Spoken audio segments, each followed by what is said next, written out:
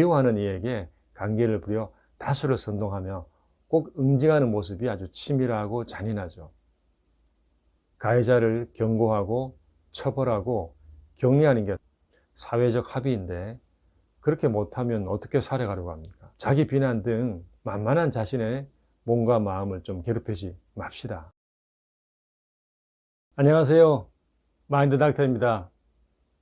직장에서 갑질과 태움을 오래 당해오면서 극단적인 생각까지 한다는 그런 직장인들의 기사를 봅니다. 이분들을 갈구고 태우는 어떤 상사와 동료는 과거 범죄 기록도 없고 평탄한 삶을 살아온 우리 옆에 평범한 이들입니다. 직장에서 상사로부터 태움을 당한 A씨는 이런 말씀을 하시더군요. 출근하는 게 지옥에 가는 기분입니다. 상사의 비수 같은 말을 견디고 퇴근할 때 내가 참 한심한 놈이라고 느껴요. 울컥 올라올 때 극단적인 생각이 드는 게 무서워요. 나를 죽이거나 그를 죽이거나. 이렇게 이야기를 했습니다. 최근 자살한 피해자들도 있어서 사회적 논란이 되고 있습니다. 직장인 60%가 괴롭힘을 당한 경험이 있다고 합니다. 퇴사 사유 1위가 상사 갑질이라고 하는군요. 갑질의 유형은 업무와 무관한 허드렛 일 시키기와 욕설, 폭언 등 명예훼손이 주였습니다. 직장 내 괴롭힘 금지법이 시행되었죠. 하지만 어떤 이러한 신고와 조사로 근절될 것으로 보이지는 않습니다. 스트레스를 견디지 못하는 마음 약한 이들의 어떤 문제라는 지적이 옳을까요? 상명하복의 일터에서 이 고약한 상사로부터 겪는 학대는 아주 심한 심리적 고통입니다. 나의 인사 고과를 틀어쥐고 있는 이의 어떤 질책을 빙자한 스트레스 풀기성 갈굼은 잔혹합니다. 존 메디나는 정글에서 호랑이를 만날 때 먹히느냐 마느냐 하는 것은 1분이면 결판 나지만 못된 상사 아래서 지내는 것은 몇 년 동안 방문 앞에 호랑이를 두고 지내는 것 같다라고 했습니다. 이런 경우 두뇌는 실제로 쭈그러든다고 합니다. 스트레스는 우리 몸을 공격합니다. 영화 맨하탄에서 우디 알렌은 나는 화를 내지 않아요. 대신 암을 키우죠. 라고 했습니다. 스트레스는 다양한 통증을 일으키고 위궤양을 유발하고 암을 발생시킬 수도 있습니다. 호랑이 옆에서 뇌를 지킬 수는 없을까요? 스트레스가 만병의 근원이 되려면 꼭 필요한 도우미가 있습니다. 바로 자기 자신입니다. 스트레스에 대한 자신의 태도, 여러분은 어떤 태도인가요? 아까 A 그분에게 혹시 자기 비난을 하게 되지 않는지 물어봤습니다. 움찔 놀란 그는 혼자 있게 되면 병신처럼 당하고 사는 자신이 한심해서 자책을 한다고 합니다. 가장 만만한 사람은 자신입니다. 사람은 변하지 않고 못된 상사도 달라지지 않습니다. 가족을 부양하고 벌어먹기 위해서 때려치울 수도 없습니다. 억울하고 더러워서 치미는 분노는 만만한 자신을 향합니다. 우리 몸은 자해와 같은 어떤 마음의 공격에 아프고 쉽게 무너집니다. 의외로 우리는 이런 자기 비난을 알아차리지 못합니다. 자신을 사랑하라는 뻔한 주문은 하지 않겠습니다. 다만 쭈그러들고 너덜너덜해진 자신을 제발 또 태움하지 맙시다. 매일 스스로를 안아주고 치유하는 30분을 만들어 보자고요. 가만히 자신의 이름을 또 불러봅시다. 뭉클해질 겁니다. 당신이 허락하지 않는 한 아무도 당신에게 상처 줄 수 없습니다. 그들이 호랑이가 실제 맞을까요? 사실은 고약한 하이에나에 불과합니다. 지위를 이용해서 약해 보이는 부하 직원을 물어뜯는 비겁한 하이에나죠. 자신보다 힘이 세고 높은 지위의 사람에게는 어떻게 할지 알지 않습니까? 이런 하이에나가 그대를 무너지게 하지 못합니다.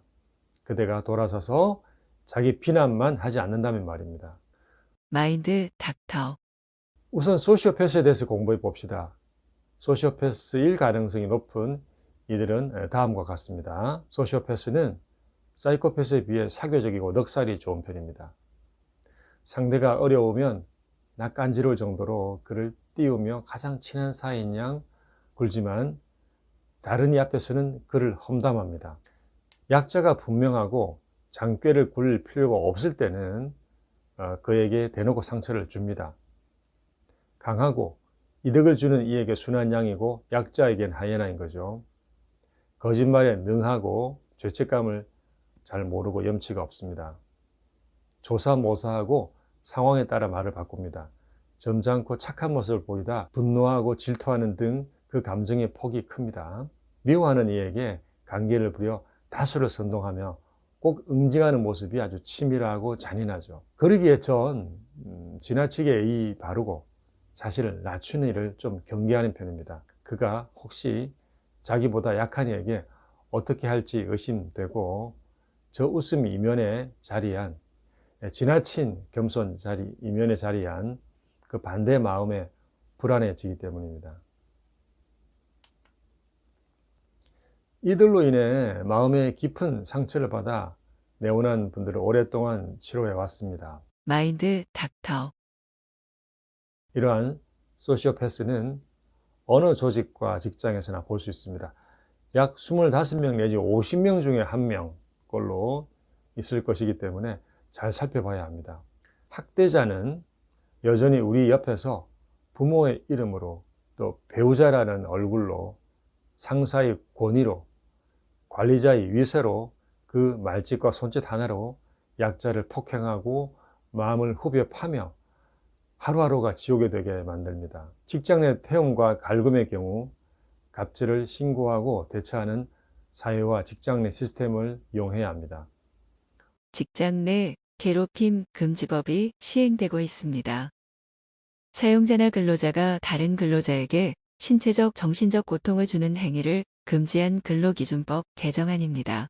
권위에 저항하지 못하고 주장하지 못하는 분들이 꼭 있습니다. 가해자를 경고하고 처벌하고 격리하는 게 사회적 합의인데 그렇게 못하면 어떻게 살아가려고 합니까? 그러면 그 상처와 분노를 어떻게 하려고요? 없다고요? 그건 인지하고 감지하는 당신의 경보가, 즉 심리 상태가 고장이 나서 그런 게 아닐까요? 두려움과 분노를 견디기 힘드니 없는 것처럼 억압해서 묻어버리는 게 이게 없어지지 않습니다. 이 감정은 자신을 향합니다. 몸으로 향하면 병이 나고 아픕니다. 두통, 위궤양, 과민성 대장염, 섬유근육통, 만성피로증후군 등, 그리고 무기력증과 불면증도 유발합니다. 억압하고 참는 데 에너지를 다 쓰고 지쳐서 방전돼서 그렇죠. 마음을 치유하면 이것들이 다 낫습니다. 다시 말씀드립니다. 자기 비난 등 만만한 자신의 몸과 마음을 좀 괴롭히지 맙시다. 가해자는 비겁하고 나쁜 사람이죠. 동병상련에 같은 피해자들과 연대합시다. 같은 직장이 없다면 온라인에 있으니 지혜를 얻고 용기를 냅시다. 마인드학터였습니다. 감사합니다. 좋아요, 구독 부탁해요.